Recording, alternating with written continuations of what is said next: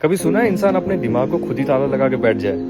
तो this is exactly ना जो हम सभी लोग कहीं ना कहीं गलती कर रहे हैं। So let's take an example. So हम लोग अटके हुए हैं किसी डाउट के अंदर, ठीक है? तुमको डाउट है whether to take this decision या फिर ये वाला लेना चाहिए, दोनों में से कौन सा लिया जाए। So what you will do, तुम 4 लोगों से पूछोगे, तुम कुछ मूवीज देखोगे, you will get some kind of perspective, यार 4 लोगों की बात ये आई, इस मूवी से ये आया, you get some kind of एक समरी आ गई आपको अपर हैंड के ऊपर।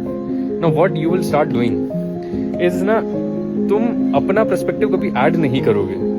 आइदर यू विल टेक 2 लोगों का पर्सपेक्टिव मिक्स करके तुमने लाइफ में अप्लाई कर दिया, पर you never thought it from अपने पर्सपेक्टिव से। यार तुम्हारी कंडीशंस अलग रही हैं, तुम जो डिसीजन ले रहे हो that should be really based on your current condition. क्या तुम्हारे लाइफ में 17 झाम है, उन झाम के साथ ये डिसीजन बेस्ट बैठ रहा है और इसके आने वाली पॉसिबिलिटी अच्छी है।